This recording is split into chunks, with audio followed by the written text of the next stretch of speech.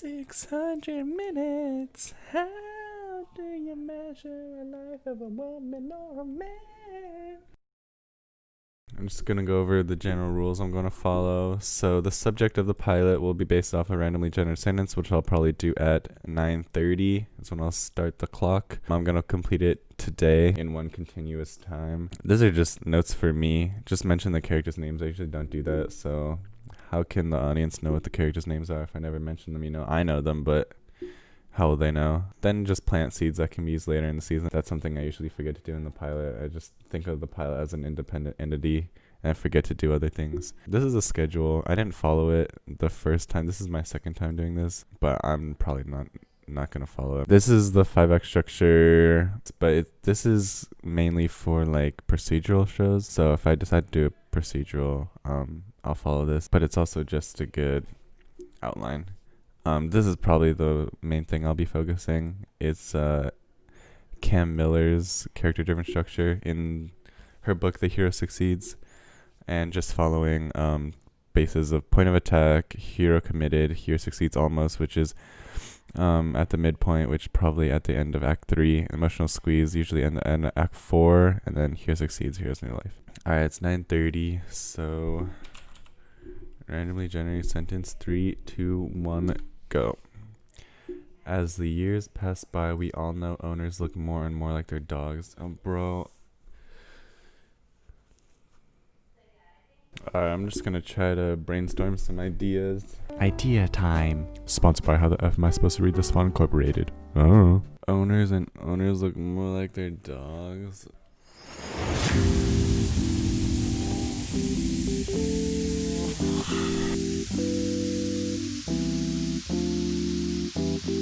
Alright, so usually I write out ideas until one sticks, but actually the first idea kind of stuck with me. And usually what that means is I can just write a lot more than like a simple one word idea about it. And you know, I've already kind of fleshed it out, sort of. You know, it's not really fleshed out, but it's a lot more than one sentence.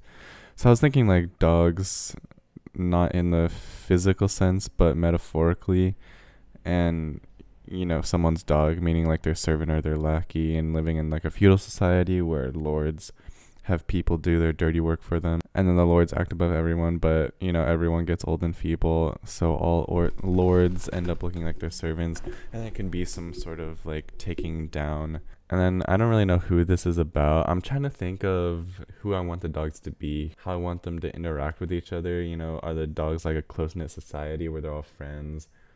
Are they competitive where they're trying to be the best in their lord's name? Are there some who are loyal and some who aren't loyal? Are there some who, do they all just hate being dogs? I would imagine that some find pride in being dogs to like respectable lords, but I kind of like having like the brotherhood aspect of being a dog where everyone is in on it together. But it wouldn't be like that. It would be more of a competitive environment. I don't know. There can be both. Who is this about? So I was trying to figure out what my main character would be like and what would launch this story. So a choice the main character would make, because it's infinitely more interesting from the point of view of a dog, right, than a lord. I was trying to think of how to do the point of view of a lord, but I don't know how that would be more interesting than that of a dog. But who is this about? Part of the things you have to think about when writing pilots is scope. So I think I want to try to make this as cheap as possible, so I don't really want there to be magic and creatures and stuff. I feel like medieval sets are costly anyway. You know, you can't just go up to like a location or house and say, oh yeah, this looks medieval. You have to get production design and everything. So I'm just going to leave out magic and creatures.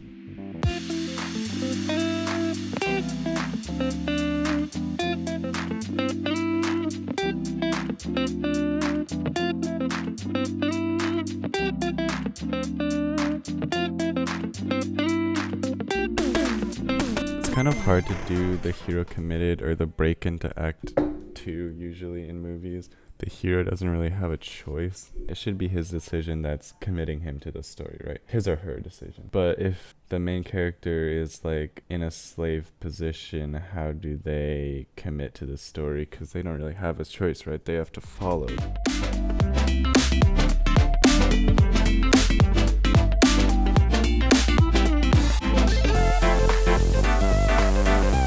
Alright, so I think I'm done outlining. It is 10:12. I kind of wanted to be done by 10, but that was a lot ambitious. So following character-driven structure, there's a point of attack, hero committed, hero succeeds almost, emotional squeeze, and then hero succeeds. And then hero's new life. So in this pilot, there are 2 point of attacks and then 2 hero committed, because I want to show in Act 1 his life before being a dog as a kid and what led to the decision of being a dog. And then this also, one of my reminders was planting seeds to be used later in the season. This gives us the seeds of knowing who his family is, and so that can come back through the season, which is always like a cool thing to see when they encounter people of their past and you don't know, and then it's like a whoa moment, you know. Act 2 is when we get into when he's an adult and he's a dog for this lord, and we have a second point of attack and a second hero committed. So second point of attack is the lord mentions a job that needs to be done, and then the second hero committed is him choosing that he wants to go on this job. The lord gives him the choice to run away, but it's not a real choice, right? So the second hero committed is him making a choice under the guise that it is a choice. Alright, so we're going to start with fleshing out the index cards. I usually like to start with a teaser, but I actually don't think I need a teaser, because I want to make Act 1 like the whole Act 1 a teaser. I think I want to be done with the index cards at least before 12. Hopefully done before 11:30, so then I can eat lunch and then get into writing.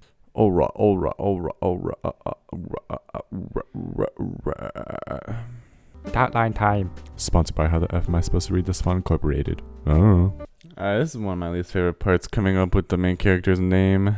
Medieval names. William John Richard. Thomas is always a nice name. Walter Roger Hugh. Medieval name general, the ultimate bank. Let's go with Old Celtic. Okay, what the heck? Never mind. Male? Okay. Alright, let's just go with Old English. Egbert. Waymond. Emerson. Sawyer. Sawyer's nice. Wymond. Call me Y. Why? Why? Call me Y. Why? Holy moly. Sinifrio. Is there like a...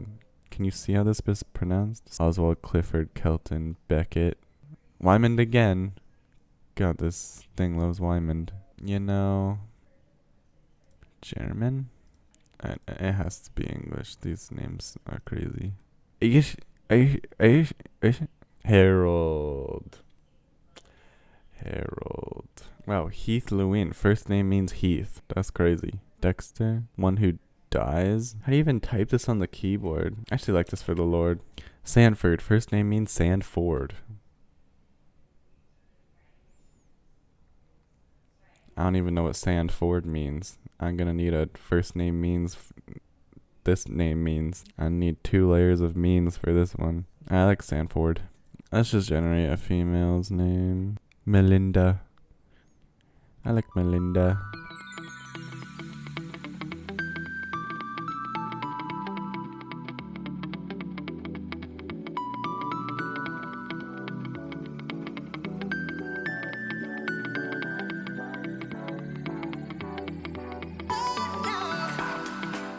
Okay, this guy's name is Gage, and his name means assayer? No way this is a word.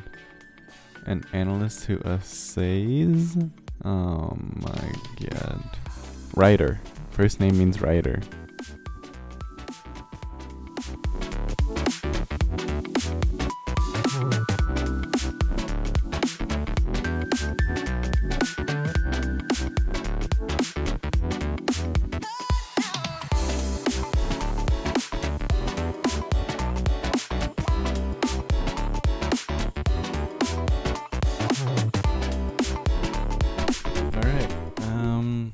I think That's pretty good for now. 29 scenes. Act 1 has 5, Act 2 has 7. Even, I think it's good to have 5 to 6 scenes and then 7 if they can be short. Like, usually scenes want to be around 2 pages. So if 1 or 2 scenes is like 1 page each, then 7's good.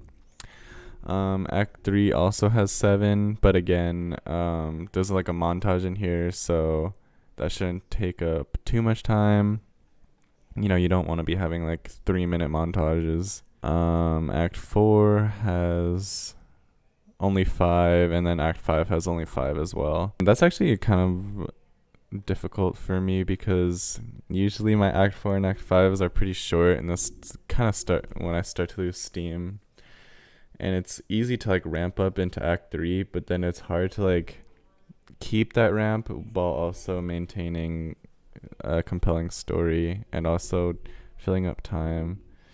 I don't really know what to fill Act 4 and Act 5 with usually. I have some flashbacks to reinforce some decisions made in Act 5, and I think that's mainly the purpose of flashbacks, right? To enforce decisions made. But we're at 11:58. That's pretty good. I want to finish by 12. Watch me write for an insanely boring amount of time, featuring the free-to-use music from the YouTube audio library. Sponsored by How the F Am I Supposed to Read This Font Incorporated. Oh.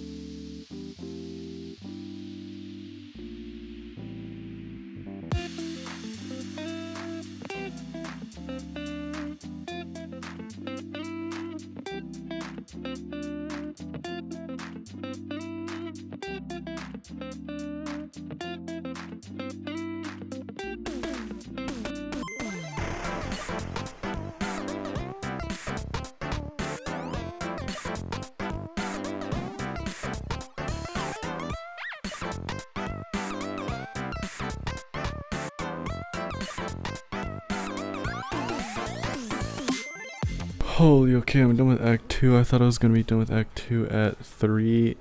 It's 5. It took me 4 hours, right? 2 acts, not good. It's not good. Yeah, it's not good. These 2 acts are pretty chunky. It was supposed to be 10 pages each, but they each ended up being 15 and then 14. I'm at page 29 now.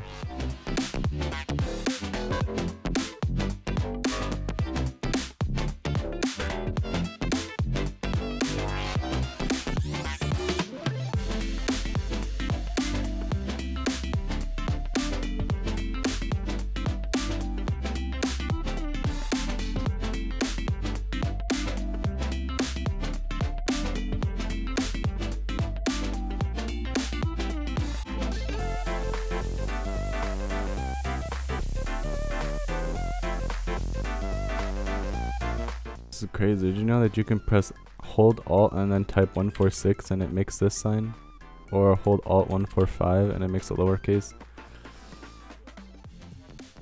That's nuts.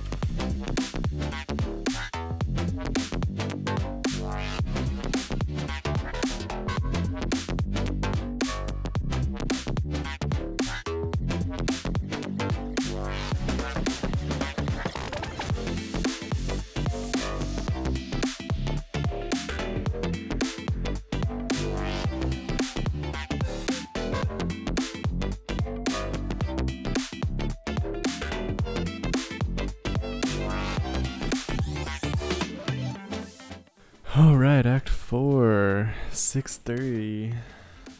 Yeah.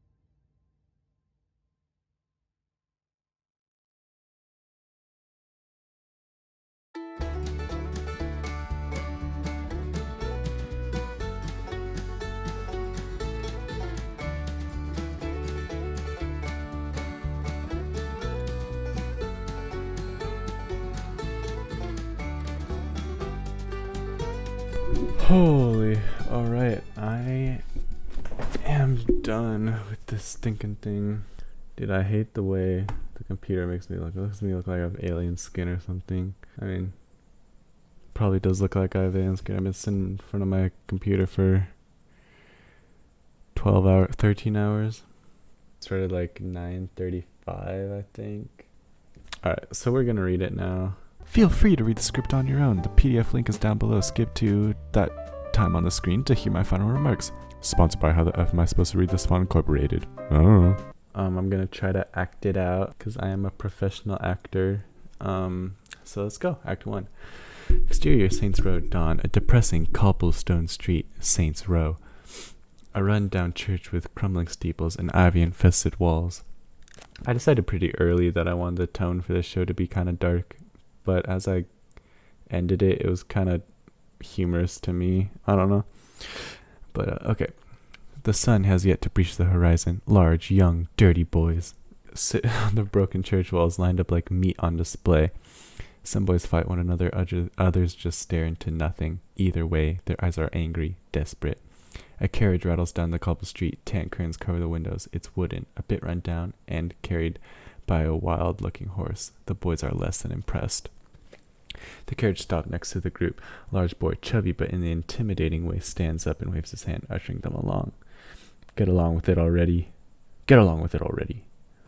The carriage remains still. I said get on with it. We don't get in vanilla carriages, you cowardly bastards. The boy picks up a rock. Keep rattling on. Other boys start to stand up too. They toss rocks up and down threateningly. The carriage rattles on. Boys longs for rocks. Vanilla, cowards! Vanilla! A rock smashes through one of the windows. The carriage rattles on and out of sight. The boy spits on the ground in disgust and returns to his cobbled perch.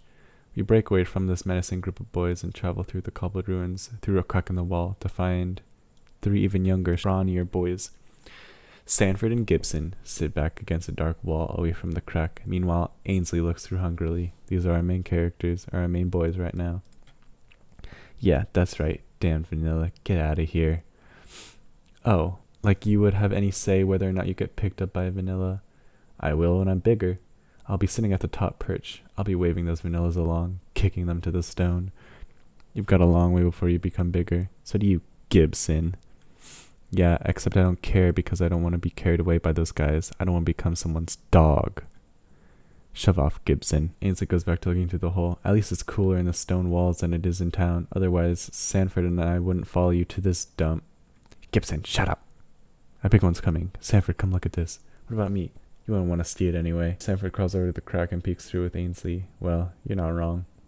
And then, as the sun breaches the horizon, bathing the ruins in yellow light, an extravagant carriage rolls down the street. Who are they? I don't know, but they're powerful. The carriage is pulled by 2 strong white horses. The wheels and body shine. A large insignia of a snake is painted on the side of the door. Do you see their insignia? They usually don't have them, right? Only the strong lords do. They watch as 2 men step out of the carriage dressed in black suits. The boy from earlier steps up. He tries to make himself seem taller, bigger. He treats this carriage with respect. Another boy steps forward. Wham! He's sent to the floor. The larger boy stands over him and then looks back to the carriage. The 2 men usher him forward. He obliges and steps into. He's been chosen. Good riddance. Another bully off our streets. Good riddance. Good for him. He's a dog for a rich and powerful lord. He probably gets to live in a mansion with food and servants. Imagine that, Sanford. Cakes, treats, and meats all the time. Yeah, you might get that after you're done wiping blood and shit off of your boots. We were born living with blood and shit. What's the difference? It's ours, not someone else's. Whatever, it doesn't matter to me, just as long as it's not for a vanilla. Ainsley and Stanford retreat from the crack as the street empties again. That's probably it for the day. The sun's up. Good riddance.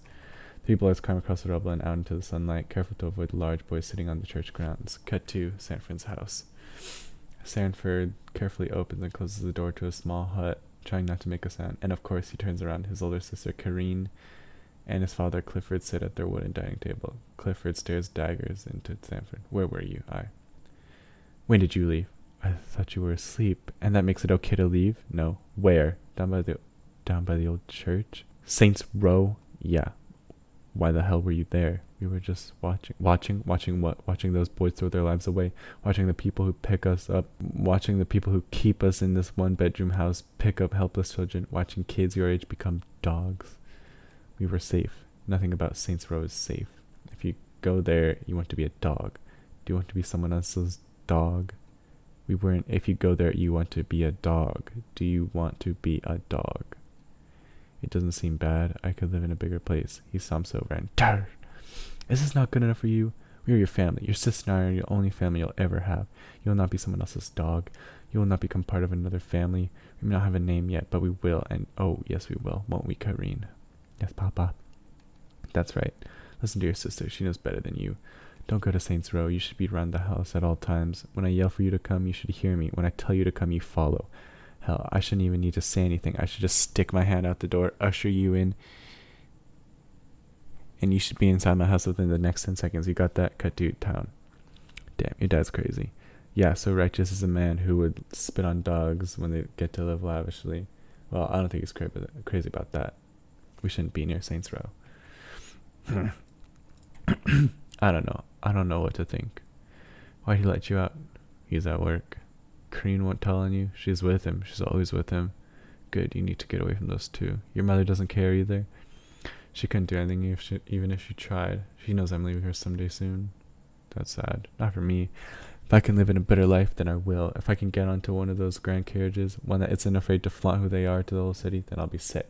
If I can just get out of here. What's so bad about here? What's so bad about just living your life as your life? Going on those carriages means it's no longer your life. Who cares? Do you know why those carriages have their insignias on them and the vanillas don't?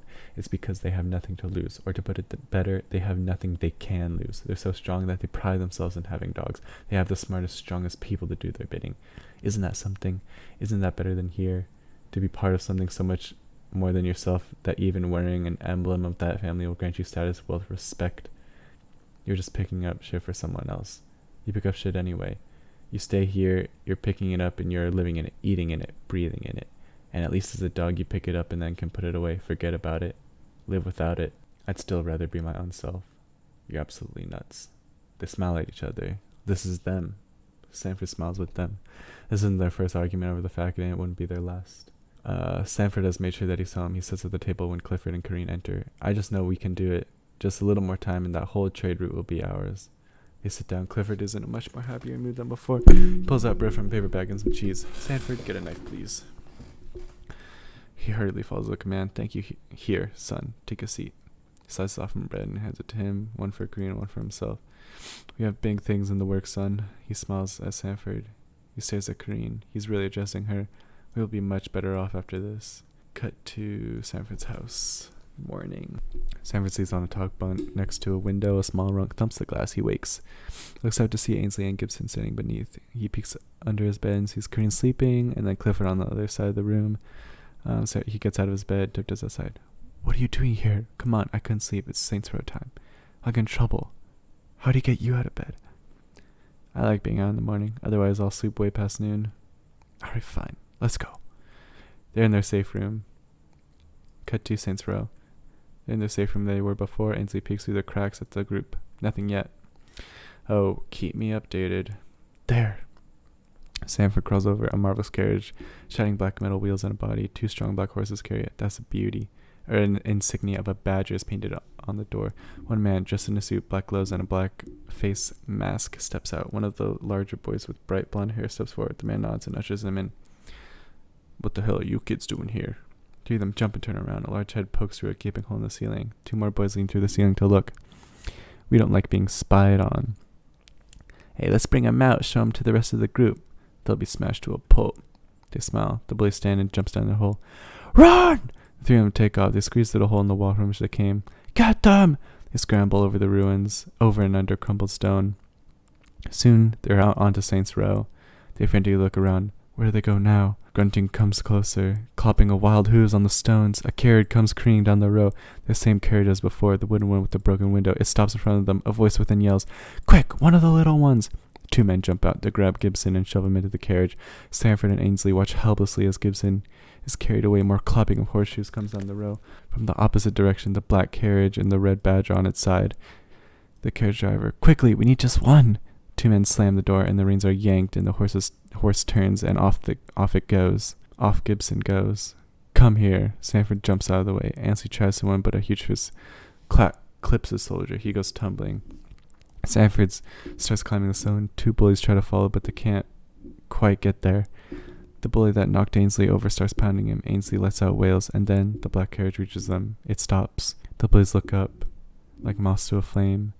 The man in the black suit steps out. He throws the bully off of Ainsley, sending him tumbling to the debris. He pulls the other 2 down from Jacob Sanford and throws them to the side as well. A knocking comes from within the carriage. The man smooths his suit and cracks open the door. A smooth voice pours out. The one up there. The man points to Sanford and motions him to come down. Ainsley stands up. What about me? He gives him no attention. The hand extends. Take me! The hand motions Sanford forward. Come. Just as his father said. What about me? Sanford comes closer. What about Gilbert? Sanford slowly extends his hand and meets the touch of the glove. The glove tightens his grip. Sanford screams, and he's pulled inside. No! And Ainsley's left. Act 2. Sanford, now in his 20s, time jump, sits in a tree stump. Him and Lan dance in opposite sides. They both wear black coats with red badgers on them. Carriage rumbles down the dirt road. Sanders stands up and stops the carriage. He walks over to the driver. Business? Who are you? What is this? I'm assuming you haven't been here before. I'm a merchant. I drive this way every other year. Well, this stretch of road is Rivisi. I don't really know how to pronounce this. I'm just going to say it's Rivis. It's Rivis property now, which means you need to tell us your business, and it means you'll need to pay him to traverse Lord Rivis's land. What? That's ridiculous. How many damn people are going to buy this road? So that has to be illegal. I can't keep paying. He parts his cloak and flashes a dagger with a red badge insignia. Fine. The driver gets up. I'll pay your damn lord. Then he drives on. As he goes on, he yells, Filthy dogs! Cut to Rivis' residence desk, a massive mansion. Reference southern style mansions. So like white with pillars. Flowers and gardens everywhere being tended to by people wearing shoddy clothes in Sanford. He rides in on a horse, slows at the stable. As he's tying his horse, the front door bursts open. A mountain of a man with blonde hair and bushy beard stumbles out and catches himself on the railing. You can infer that this is the guy from the beginning, that the black carriage picked up. Cinemare Revis steps out the front door dressed in a black suit. Someone clean this up. A few workers around the garden park up and rush over. He looks over to Sanford. Sanford, help your old friend Wyman into your quarters. Clean him up. Then meet me in a study when you're done. Be quick about it. I'll be waiting. Sanford rushes up and drapes Wyman over his shoulder. His eyes are purple and black, multiple gashes. Jesus. Helps him down and into the dog's quarters. It's a reasonably sized guest house, multiple rooms, a large living room. He helps him into a chair. Sit tight. You got it, boss. What happened? Nothing happened. Obviously something happened. You know what happened on the road? Nothing. That's nothing. I bet. I didn't do what he asked. It was nothing. It was normal. This isn't normal. Normal for a dog. Still, it seems harsh. It was the big thing he asked. What was it? He doesn't respond. He winces. This is going to take some time to heal. Yeah, don't I know it. Has it ever been this bad? Oh yeah. I'm sorry. What's there to be sorry about? About how you're hurting. I deserved it. I didn't know what he asked. I didn't do what he asked. I know it was coming. That's why nothing happened. No one deserves this. I don't know if that's the right mindset to have. We're all going to not give him what he wants sometimes. Just wait. Once you're off road duty, you'll see. You'll see the normality of being a dog. Cut to the study. He nervously peeks in. The house is clean, neat, precise. Lord sits on a large recliner and ushers him in. He enters. Take a seat. I admire you, you know. I don't know that. I do. I think you're smart and crafty. Sure, you're not as meaty as Wyman, and not as adept as fighting as Landon, not as fast as Leyland, and not as capable as Cordell. But I do admire you. Why did I pick you up that one night? Because you saw me climbing? Because you outsmarted those large idiots. Why have I not put you onto any meaningful tasks? Oh, you know what I mean. I can't say that Wyman has sat on the side of the road in a while. It's because I admire you. I don't want to see you like Wyman, all bloody and bruised. That's not what I want for you, Sanford. You are the pawn up my sleeve. You are my ace in the hole. You are the dog that has sat quietly in my backyard while all the other dogs bark day and night. You see, the neighbors, they count the dogs, right? They listen to the ones barking day in and day out, and they say, how many goddamn dogs does that man have? I hear 4 dogs barking all the time. How annoying. And they walk by, and they curse me for having that many. They curse me because these dogs get in their business and mess around and disrupt their perfect ways.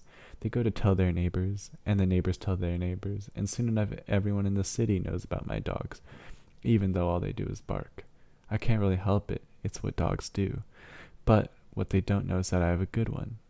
A good one who waits in the back, unseen and unheard. That's you.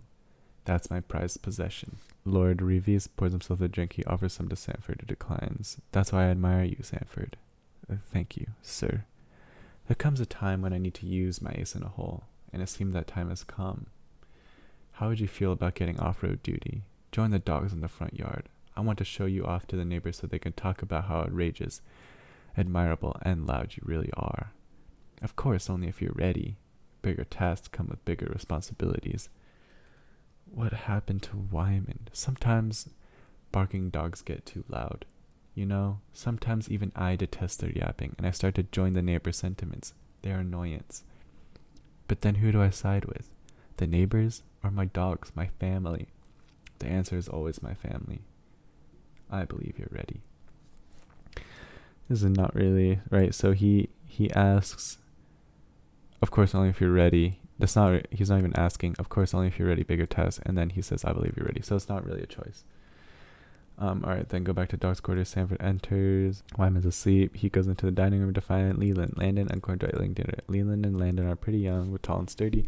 Cordell seems to be the oldest. Landon on the seat. So why'd you get called back from road duty? Revis wanted to talk to me. The big boy himself. Before or after Wyman? After. Always good to see the big boy after he's released some anger. He said I might step out of road duty. You don't mean it can't be. It must.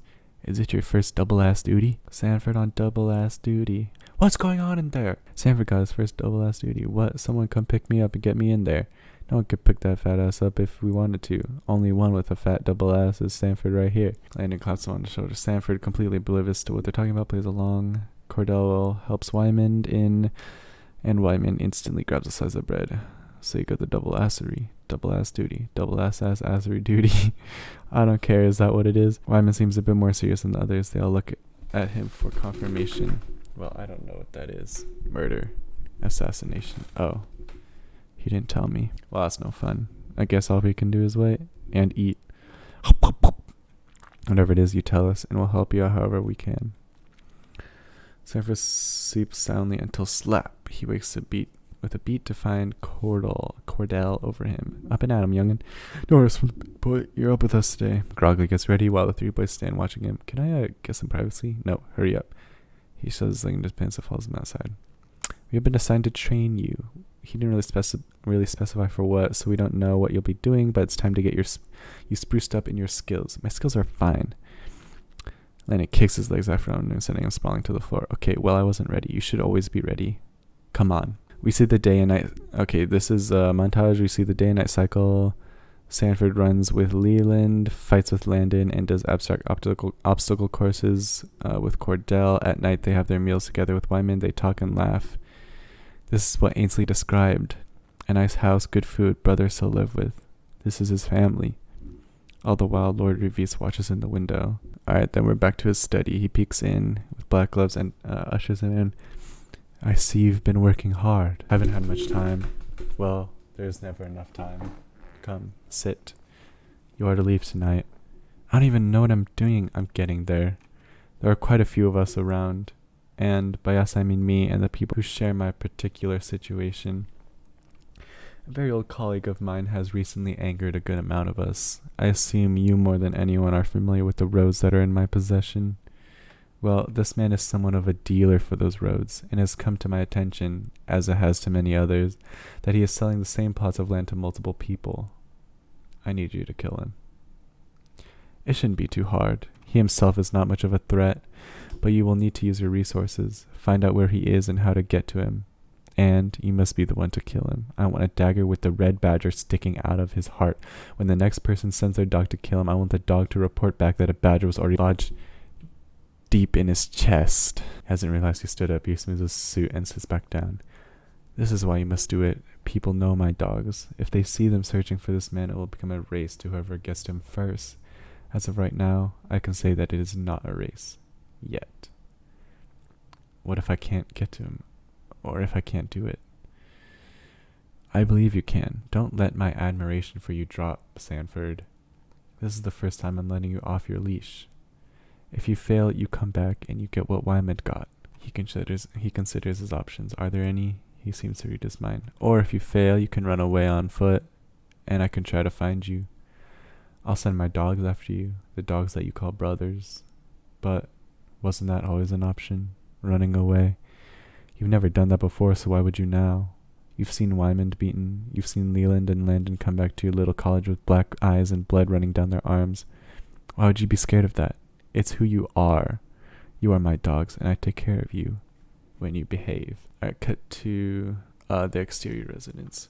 Sanford readies a horse, packing food. He wears nothing with insignia on it. The boys come out to see him off. You guys can't come with. If you didn't tell us to, we can't. You got this. Okay, I guess I'll see you later. And then we hear his voiceover. Your target is Eldred Walmsley. Eldred Walmsley.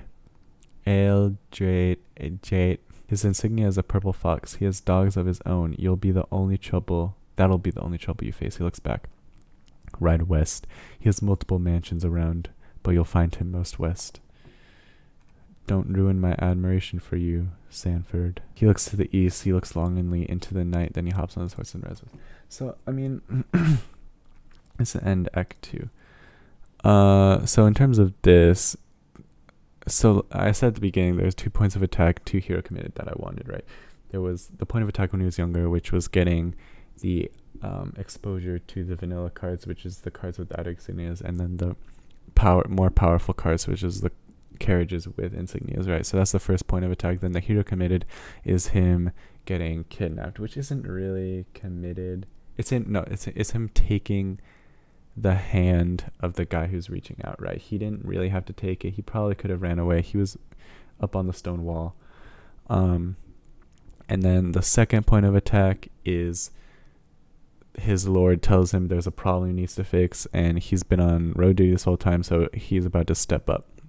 Then the hero committed. This is where the second hero committed is a little weak. Because it's not really a choice, right? He chose to take the hand of Lord Revis when he was young. Right now, he's not really choosing, right? I tried to make it so that he had a choice, but he doesn't really have a choice, right? So anyway, Act 3. Then a little montage. He rides to multiple towns, talking to merchants, being thrown out of taverns, sleeping outside the road under stars, in the mud, in the rain. And then he lands in this town talking to a merchant. I have no idea who that is. Of course you don't. Do you know what he looks like? What town he might live near? Anything other than his name? I do not. Well, I can't really help you there then. Is there anything who would know that sort of thing? Anyone who would know a man based on just his name and nothing else? No, I can't say I know anyone who knows all the names in the world. Well, thanks. Takes a seat and buries his face in hands. A little girl stumbles into town square. Can anyone help? Anyone? Hi, I need help. My grandfather, he's sick and dying. I can't help him. I need someone to help. I am not a doctor. Well, no one will help me. No one's gonna help me either. Are you alone? No, I'm traveling with someone. He's looking for help as well. You've come a long way. So have I. What's your name? Alora. Nice to meet you, Alora. I'm Sanford. What do you need help with? What do you need help with? Finding someone? An old friend? Yeah. I hope you find your friend. Thank you. I hope you find help for your grandfather. Thank you. It's getting late. You should probably find whoever you're with and stay somewhere for the night. You're right. Thank you. You're one of the first people who've actually talked to me. He smiles and bows. The door opens and light spills out. He can't. It's too inviting to dismiss. He walks in, and someone wearing a cloak follows him in without his note. Alright, into your tavern. Everything seems to be in a group. It's boisterous, and then someone sits at a table. Howdy, my name is Bernrad. Bernrad. Clearly drunk. How do you do? I'm fine. Would you like to come back to my room? I'm not that kind of person. Ha! You think I'd want to sleep with you? Ha! What? Just come here. I think you'd find this interesting. Bernrad. Bernrad. Makes his way to the stairs that lead to us. He knocks and turns around. Never can be too sure about which one is yours. He opens the door, basically falling into the room. Are you okay? Close the door behind me, would you? He obliges. He turns around to see Bernard sitting up. I heard you're looking for somebody. What? How'd you know? Heard you're looking for somebody. What? How'd you know? It's my job. I'm a bounty hunter. I thought people usually find you for help, not you go seeking people to help. It's not easy staying in one place. It's easier to listen and find those who need help. And from your track record, you need a lot of help. How long have you been following me? Oh, I just happen to be in the same town, but I've heard about you asking around for a while. How? My peeps. What? My peeps. My people. The people under my wing. Your dogs? Oh no, never. I used to be a dog, and never really wanted to treat anyone else like that. You ran away? Yes, sir. And they never found you? So I have to keep moving. So, who are you looking for? His name is Eldred Wamsley. Elora wanders around the town. We cut to the exterior. Cut to the little girl. She's walking around. Sees a large man, skips toward him. He picks her up. His insignia is a purple fox. The man wears a purple fox on his sleeve. We go back to the tavern, and that's all I know. Tough order. Yeah. Well, I can figure some stuff out for you. I can be back here in a day if you want to sit tight. A day? A day. Also, you have to tell me your name, Sanford. Your full name. Sanford Revis. A red badger. He pulls a cloak and reveals the dagger. You're not as expressive with your insignia as other people are, but I assume that's on purpose. Do you have money? He pockets it and plays some gold pieces. He pockets it and plays. He smiles. One day, the two men walk out. We are back! Travin cheers. I'll see you in a day. Right. Bernrad leaves. Would you like anything? I suppose one couldn't hurt. Moments later, passed out, blacked out. Tavern is emptied. The man in the cloak steps forward. He seems to inspect him. He lifts Sanford's cloak, revealing a dagger with a red badger on it. Alright, then cut to Bernard's room. Sanford just lying there because what else is there to do? There's a knock on the door. Yeah, hello? Yeah, oh, sorry. Gets up. Sanford gets up and opens the door. He peeks out to see Bernard. Go to the next. I'm right here. Oh, what the heck are you doing in my room? Waiting for you. Oh, right. He comes in, shuts the door, pulls out handfuls of jewelry and gold. Where'd you get that? Can't go on a quest without getting some booty. Well, did you find out my thing? The guy? Of course I did. Then tell me where he is. Alright. He pulls out a map, finds it. Your man has multiple places, so I've heard. I found 3 places where he could possibly be, although he probably has more. My guess is that he's at this one. How good is your guess? As good as you'll get. That's true. Thank you. You leaving now? I have to. But don't you want a drink first? But Sanford's already gone. Alright, then he's at the mansion. Gets off his horse. Outside the gates of the residence.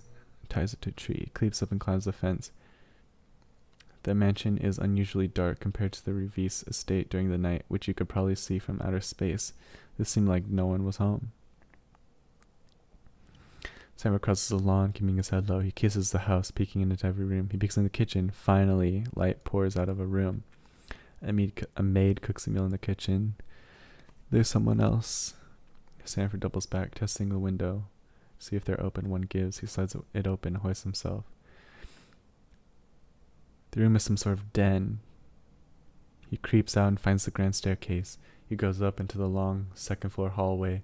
He sees one room with light spilling through the door. He creeps toward, pulls his knife, gripping the red badger, and kicks open the door. And on the bed sits a woman, smiling slyly at him. Not shyly, slyly. Alright, now we're Act 4. Woman in a long black coat with a purple fox on it. She stands there. Hey. Hi. They're alone. Who are you? Melinda. Do you have a last name? Melinda Walmsley. Are you part of the family? Nope. You're a dog? If you prefer to call it that, yes. What else would you call it? A slave? A servant? A bitch? Why are you here? He put me here. He knows people are trying to kill him. Rat bastard. So where is he? Wouldn't you like to know? I would. What's in it for me? Would you turn in your lord if you were given the chance? If I came up to you and asked you where Lord Revis was, would you give him up? With the intention to kill him, would you give him up? How'd you know? That little knife you're holding. You know our insignia? I know everyone's insignia. Don't change the subject. Would you turn in on your lord? He truly doesn't know how to answer. I don't think so. You still think of him as your savior, don't you? You think of him as some god that saved you from poverty and brought you into a sweet life where all you had to do was pick up shit and then live freely, right? Well, I hate to break it to you, but we are dogs, and they are dogs. You probably haven't seen this yet, but eventually lords kneel. They kneel like they make us kneel. They become weak like how they make us feel weak. It's really quite the sight to see a lord who saved you on their knees. Sanford clutches dagger and raises it. You love your lord that much? He looks at his dagger and lowers it. Why did he do that? No. He's confused. Then why did you defend him? I don't know. It's confusing, isn't it? Relax, I'm not going to fight you. Right not? Even though he told me to kill anyone that came into this house, I don't intend to. I was stationed here on my lord's desire, but he's almost done anyway. Almost done? You weren't told much about Walmsley, were you? I wasn't. Well, here's the thing. I can lead you to him, because I'm sure if you go back empty-handed, you'll be dead. Metaphorically speaking, of course. I doubt you'll actually die. Right. It wouldn't be good. Alright, then let's strike a deal. He doesn't have much family, so if he dies, that's pretty much it for me. I'm good to go. If I tell you where to find him, then you kill him. I go free. You go back to your sweet little state and make your lord happy. He does have faithful dogs, but I'm not one of them. Fine, tell me where he is then. He's north, in his mansion by Stanmore. And I go with you. Fine, how far is it? More than a day's ride. We'll stop in Stanmore and Morstead tomorrow night. I don't know what or where that is. But fine. They start for the door. Just as a man in the cloak slips out through the window. And now they're in Morstead. Sanford and Melinda get down from their horses. Sanford goes to tie up the horses. I'll go get a room at the tavern. She leaves him alone. He watches just as someone is thrown into the square. The man scrabbles and backs away from them. Another man in a cloak. The cloak has a dazzling green serpent on it. The man in the cloak throws back his hood. He looks oddly familiar. He watches the exchange, and then he starts shouting. and Sanford instantly knows who it is. It's Ainsley. Thought you could run away, did you? No, I swear I was going to pack. I swear I was going to come back. You don't need to do this. You don't need to, Ainsley. Come on, we're brothers. Brothers? You wouldn't kill a brother, would you? We are no more brothers than grass growing in the same thing. We are no more brothers than grass growing in the same field, our brothers. I'm not going to kill you. You're not, no. Storm grabs his hair and cuts off his ear. Lord just wanted a keepsake. He's the one filth that would run away, but he just want a little piece of you for the memories. Sweet, ain't it? And then he goes into the tavern. Just as bustling as the other one, Ainsley heads to the bar. Sanford tries to sneak back, and as soon as he gets to stairs, a hand clamps on his shoulder. It's been a long time. He beams at him. It's been so long, old friend. Sanford doesn't know what to do. Ainsley embraces Sanford. Sanford doesn't know what to do, but then he hugs him back. Despite his fear and what he just saw, he misses his old friend as well. What are you doing here, Sanford? I feel like I've tried looking for you, but you were nowhere to be found. Yeah, I was stuck for a while. I bet. You're a dog now, right? How's your family? I didn't even finish this dialogue. I'm here to kill someone. This is weak, but it's whatever. I bet you're a dog. I'm not with family anymore. What are you doing here? I'm here to kill someone. A double ass. What? Oh, a double ass assassination. That's what my neighbors call it. I like that. Now, why would your neighbors be talking about assassinations? I don't know. I don't care. They can talk about whatever they want. I'm actually here to kill 2 people. The second person goes by the name Eldred Walmsley. Still not good at signing a surprise. You heard of that name? Don't believe I have. I'm actually on 2 orders of business. The first was the man outside. The second person goes by the name Eldred Walmsley. Sanford eyebrows twitch.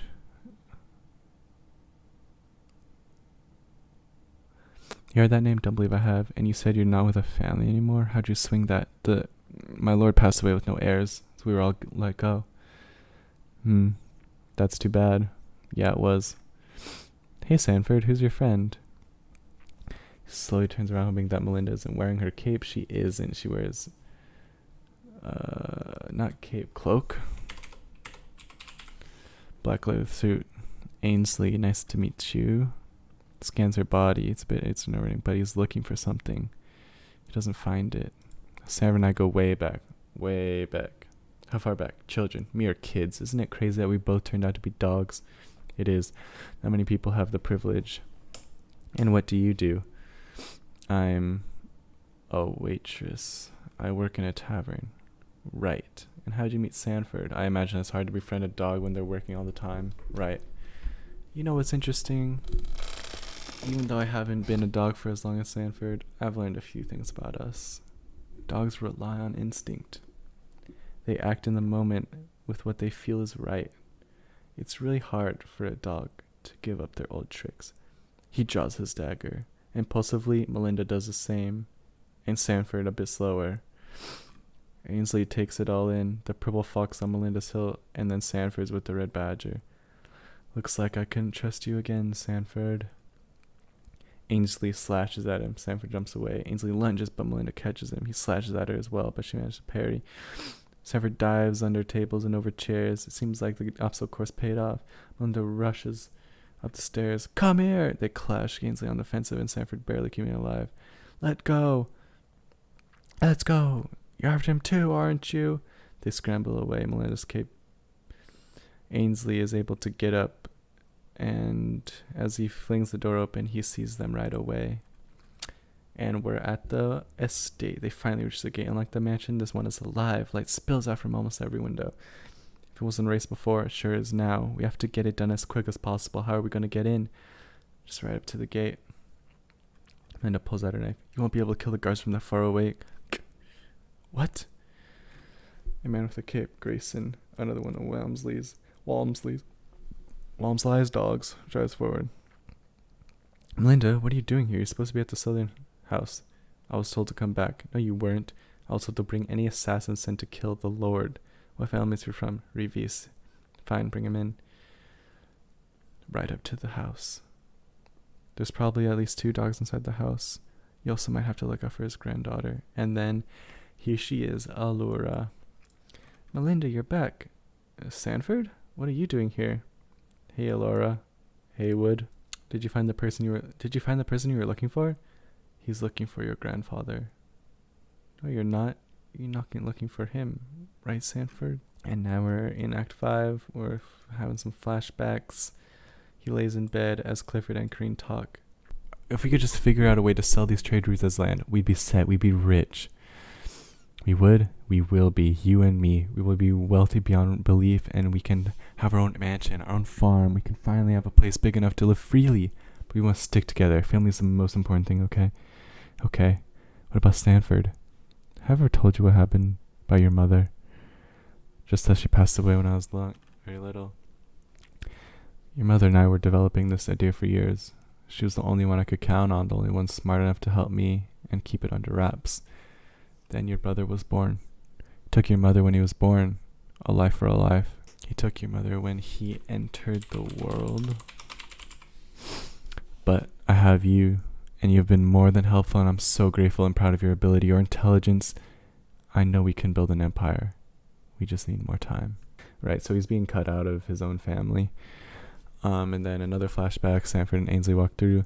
You really want to be a dog? My dad tells me to do stuff, and I hate it. Yeah, because we're stuck here. Our families don't have respect, wealth, or anything tied to their name. They are nothing. We are nothing. Carrying out orders for someone of respect, being part of their family, that is noble. I just want to get something out of slinging shit, you know? Something notable, instead of just more shit. He kicks a rock and sends it flying. And then we're back. Please, don't. And then Sanford charges at Haywood, despite Haywood being a mountain and Sanford a pebble. Melinda! Haywood puts him in a chokehold. Melinda, help! She starts for Haywood, but looks him in the eye. She stops. They're siblings. They both wear the purple fox. They grew up together, fought together. This is how Sanford feels towards Wymond and Cordell, their family. She hates Lord Walmsley, but she doesn't hate his dogs. She falls to her knees in front of Haywood. Don't kill him! And as Sanford chokes, we fade to black, and then another flashback. Sanford hits the floor hard. He looks up to his father standing over him. We are resuming the clip at the beginning when Clifford hit him. And then this is continuing dialogue. I should just stick my hand, usher you in, and you should be inside my house within the next 10 seconds. You got that? Clifford leans back and takes a seat. You never let some bastard take your freedom, okay? You never kneel for anyone. When you kneel for someone, the second you've started picking up someone else's shit, you've lost who you are. You are no longer anyone. You are just a shadow, a dog, doing their master's bidding. You are just floating. That's why you stick to the only thing you know, real family. That's the only thing you can trust. He wakes, he's kneeling, his feet and hands are bound. Next to him, he looks up to see a lavish bed, Haywood and Alora standing beside it, Melinda next to him, unconscious. An old slickly man, L.J. Ramsley, sits upright, looking at them. So you've come to kill me. Voice is raspy and ailed throat. He blinks. Wake up, Melinda. Haywood stumps over and finally shakes her. Wake up, traitor. What family is he from? He looks at the dagger, the red badger. The Reeveses. You can tell Cinnamare I gave him my warmest regards. You're going to let him live? Yes, but not without sending him back without warning. Haywood, take his right arm. Moose. This is the kind of part that I found kind of comedic, but it was at the end, so I just wrote whatever popped in my head. He moves towards Sanford, grabs the knife, hoists him up. He draws back his knife. Purple fox on the hill, draws his hand back, and crash. Gaston explodes, and in tumbles Ainsley. Sledge that Haywood's foot bounces away. Then wham! The door slams open, and a figure in a dark cloak stands, dagger out. Protect Alora! Haywood dashes the girl, picks her up, moves to the entrance. He slashes at the hooded figure, who bounces away. He lets Haywood go. He is not here for Haywood or the girl. And then they have a good old standoff. Ainsley, Melinda, and the hooded figure. Then the hooded figure stands up straight, during from stance. What? He pulls off his hood. It's Gibson. What? Hey, guys. Gibson? Sweet Jesus. Well, isn't this sweet? They both get back to their fighting status as Melinda walks across the room. Untie me, please. I need to be the one to kill him. Wimsley coughs violently. You traitor. Fight for me. Why do you need to be the one to kill him? If I don't, what? Your lord gets mad at you? Look at this. This is what your lord turns it out to be. They are feeble, weak, mortal. They treat their dogs like shit, make them do things, make them think that they are gods, But just look at this. I can make him kneel at my feet if I wanted to. Lords have no power. It is you that gives them power. Take you away, they are nothing. I was sent here to kill him, as was I. I need to, so what? So that you can return to your lord and serve them until they turn out like this? This man, who was once my lord, is nothing to me. Your lords are nothing to you either. You can have food, money, power, if you be your own self. Ainsley and Gibson are standing full upright. They're not prepared anymore. They're thinking, internalizing. Then another crash! Glass sprays everywhere. Flash of black. Eldrade whams the lesser gasp as the dagger is sunk into his heart. Ainsley screams and tackles the guncomer, pulling off her hood. Dagger still shines a bright yellow rabbit. The hood reveals a woman. Kareen. I thought the end was funny just because it's like, this guy comes in, then this guy comes in, and it's all the people from his childhood. But, whatever. I had a different ending in the index cards, but this is just the ending that I wanted to write, I guess, toward the end. I also wanted to, the themes for this were based around family, right? So he has a very confusing idea of what family is, and that kind of comes about in different ways. And I think that's going to be his journey throughout the show. Sanford's journey throughout the show is thinking about what family means to him, right? Because he has an abusive father, obviously, and then he's kind of shut out from his biological family in terms of their future plans, and he knows this, and that's one of the reasons why he takes the hand, right? Because he doesn't like it at home. And then he's given this family with the Lord, right? And people think it's a family, and it is kind of a family. The dogs are his brothers, and they have fun together, and he's comfortable there. But then you have them getting brutally beaten up by the Lord, so it's obviously not a family, and the Lord doesn't care about them. So it's gonna be a journey to figure out what he thinks family is, and a lot of different people are telling him what family is. Melinda's telling him what family is. Ainsley from the beginning is telling him what family is. His father is telling him what family is. So it's trying to be about him trying to figure out what family is to him. If I had more time, I'd probably try to do character bone structures. I just don't have enough time if I'm doing it in a day. I'd probably try to flesh out Sanford as a character, obviously, try to flesh out Melinda and Ainsley, maybe Gibson, because I feel like Sanford, Ainsley, and Melinda will probably be the main three characters if the show were to go on. Obviously, you have to think about that in terms of what characters you want to flesh out. And this is what a character bone structure looks like. It's just filling out the physiology, sociology, and psychological aspects of the character. Obviously, you're not going to fill out every single aspect of this. Obviously, I don't. But with just the limited time I have for thinking, I can't flesh out the characters that much. And honestly, in the pre-visualizing stage when I'm writing the index cards, I don't even know what the characters are, and I often enough find characters as I'm writing, so it's pretty much impossible to do the character bone structure as a preliminary step before actually writing the script. And just like what was said in the beginning of the video, this is not the best way to write, but I did it. It's currently 11:16 p.m. so it has been almost 14 hours.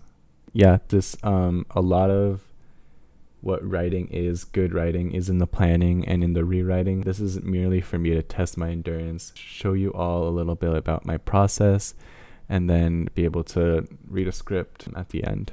So thank you all for watching. I'll be doing more of these, so just look out. Cool.